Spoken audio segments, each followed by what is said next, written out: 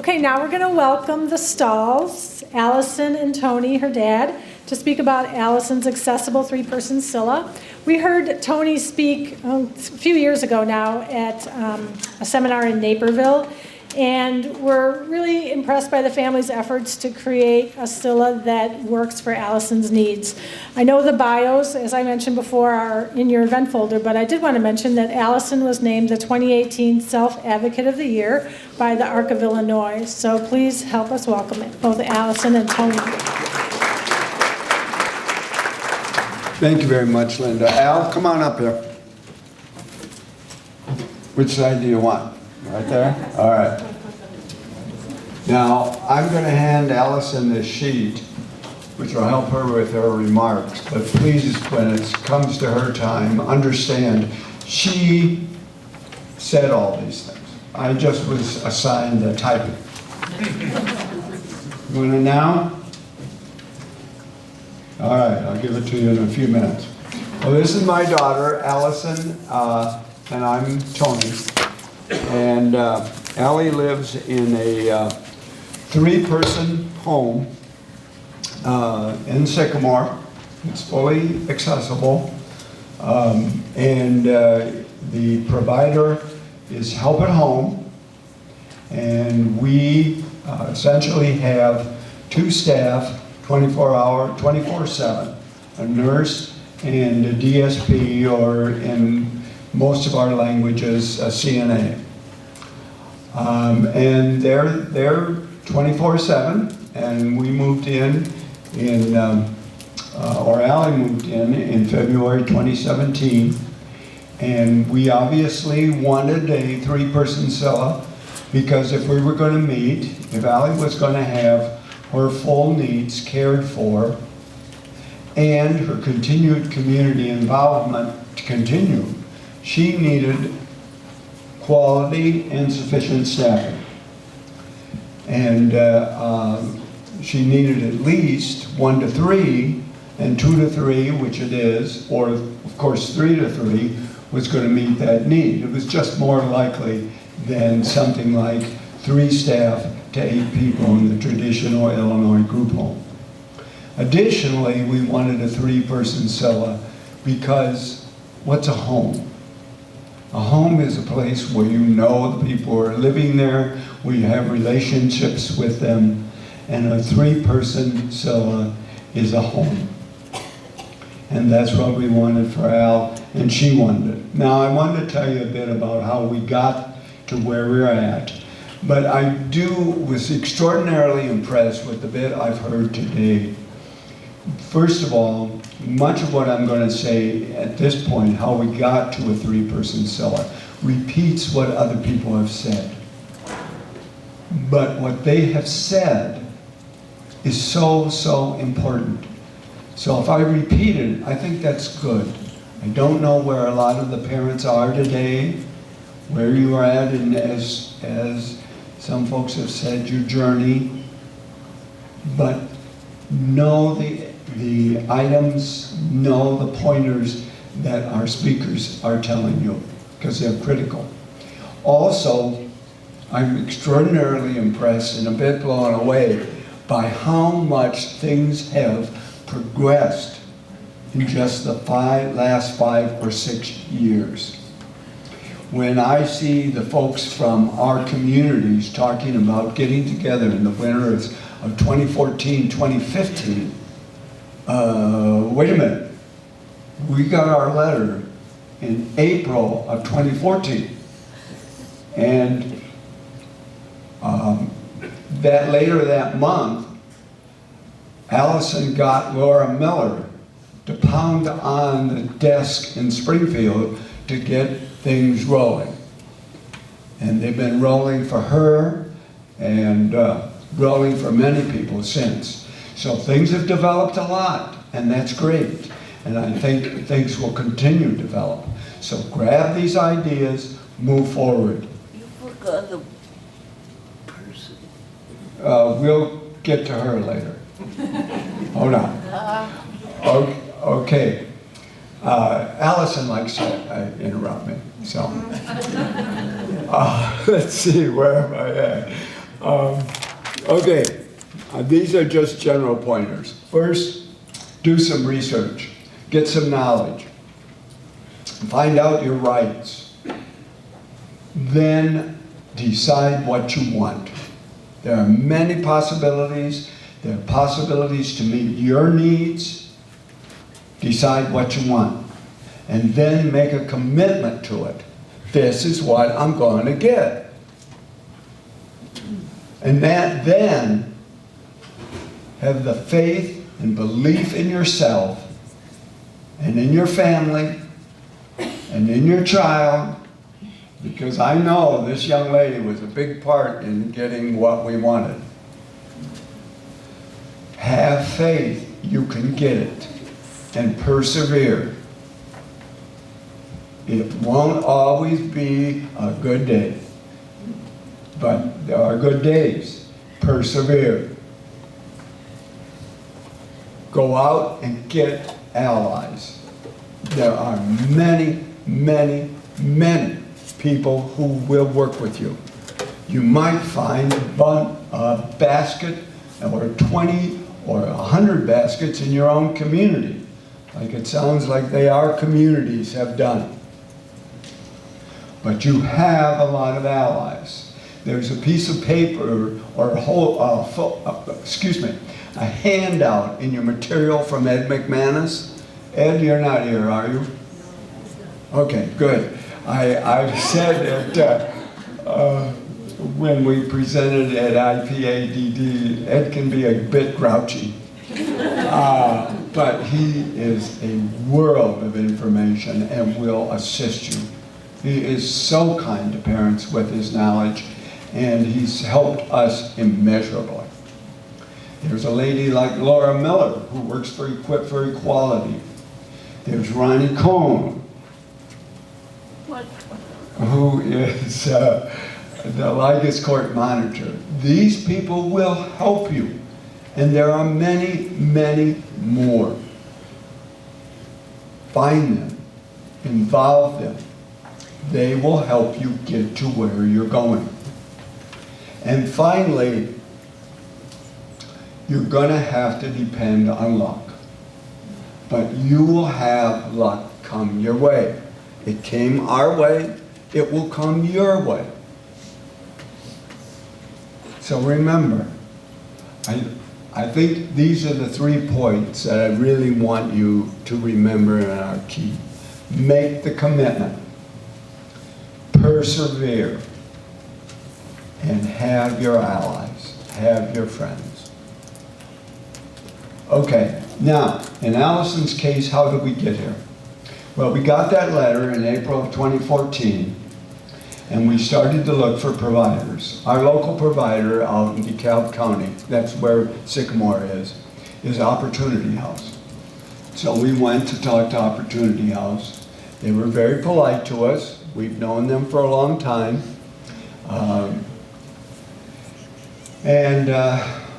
Shortly after, we started to talk with them at the kitchen table one dinner.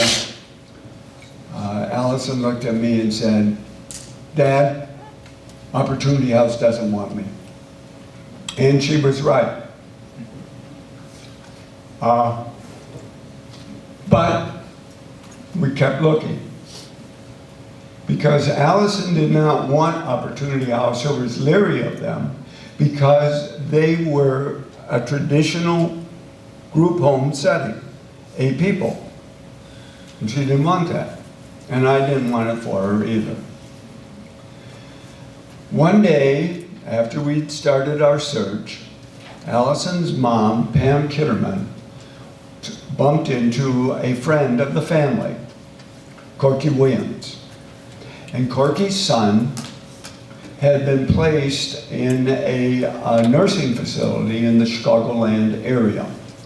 And we'd known Corky and her husband Ken for many years, and knew her son Earl, who was in this facility.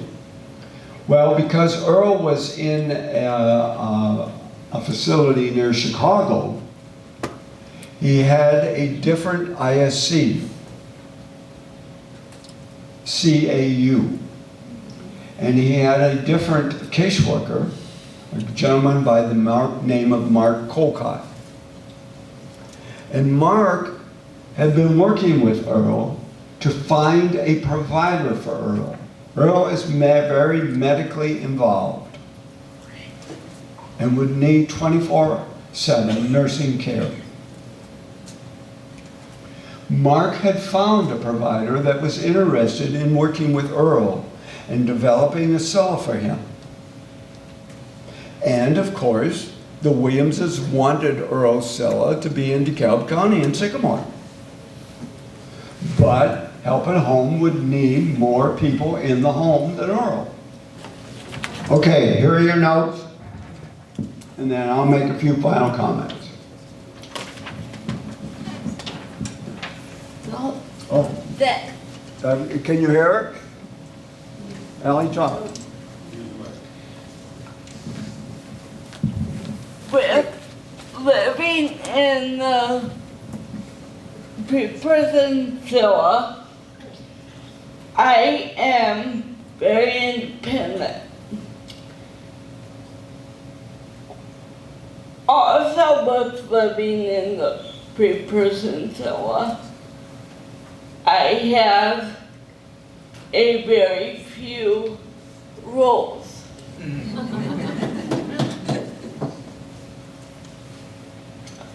Also, with living in the prison CILA, I can go out in the community as I please. I have 2 cars. The Help at Home car that takes the Prius out, and then I have a van that also my parents and my stepbrother uses to transport me. I live close to my parents, 8 minutes and 3 minutes away. I like my staff sometimes.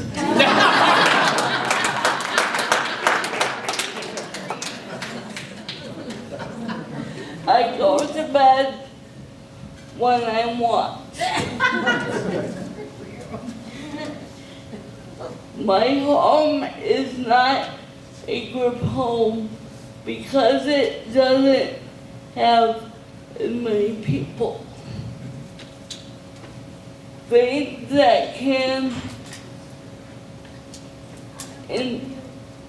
improve in my home.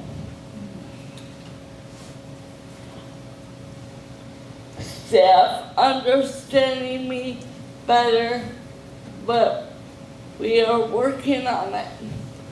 I look forward to your questions.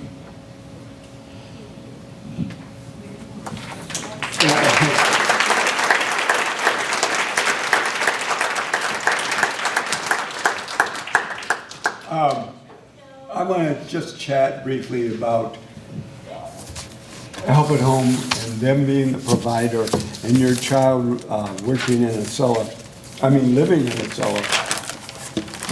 Let me flip over to my notes here. The number one thing that I have found really is when your child is very involved, it takes a long time for an organization to understand them. Allison's a very complex individual. She asked me about this the other day when I told her what I was going to say. Well, Allison has to have custodial care, and a lot of it. And that's just not, well, they get a bath. Well, yeah. How do they get in and out of the tub? how do you, oh, you mean she's got medicated shampoo? Oh, her eyebrows need that too? You know, toileting really isn't just a one-stop shop. Yeah. Oh, they have to go to bed and get up. How do you do that? And, you know, if you put on a pair of pants and they're tight, you just take them off. Well, what happens if you put them on and you didn't put them on, but somebody else put them on and you don't want them on? These things are more complex than what you give them, what you initially understand, and it takes a goodly while to understand it. Now let's toss in some medical problems. I just hinted at a few when I talked about shampooing and shampooing the eyebrows, but there are many more. I can You want to tell them about that? answer that. Well, let Dad try to finish up so I'm not taking too much time. No, I can answer All right. the medical problems. Well, answer that. I have CP, a very involved case, and I have anxiety issues. Is that okay? Is that all you wanted me to? That's fine. I think that's fine. Now, additionally, you notice Allison's in a chair. This is a $30,000 item. It's complex. Somebody has to make sure that it's maintained and operated properly and cared for properly and charged overnight. And she has low vision. And many of her challenges, like she indicated, are episodic. They're not necessarily day in and day out. She doesn't need that shampoo every day. So all of these things have to be understood and mesh with other things. Like Allison's very involved in the community. She goes to dance. She's a participant in this program. She wants to be in participate in the Self-Advocacy Alliance and its ambassador program. So she's very involved in the community. This July, she will have worked at Walmart for 19 years.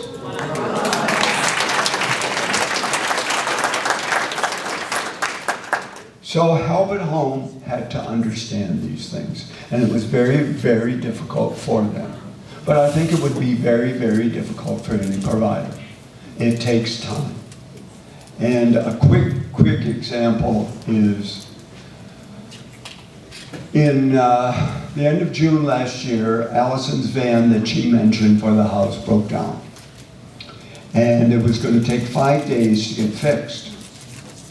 So on a Friday, we did emergency transportation in the other vehicle that Allison has. And I called Help at Home at about 4 o'clock that afternoon and asked them what were their plans, because it looked like the vehicle wouldn't be fixed for another 4 or 5 days. And they basically said to me, well, they'll just have to stay at home.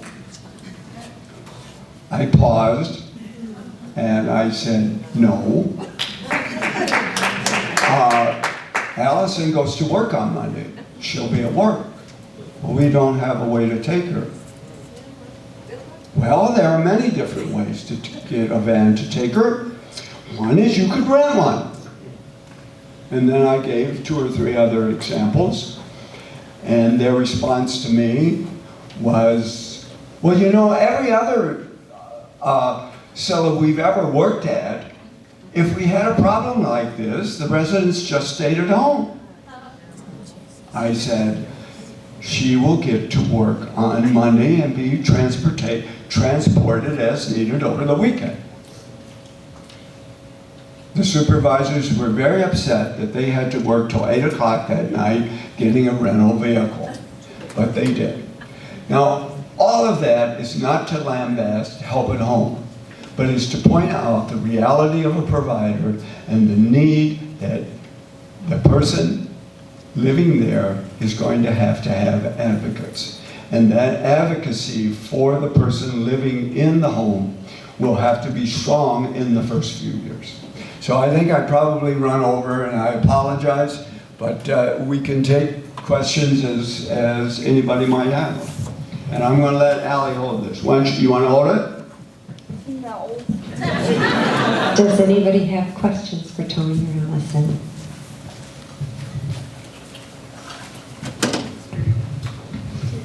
Hi, Allison. Is it okay if I ask how old you are? Yeah. How old are you? 37. Hooray. And how long have you, and you've been living in your home coming up on a year? 2 years. 2 years, okay, thank you so much. Any other questions? Wow, great inspiration for all of us, Allison. Congratulations. Thank you.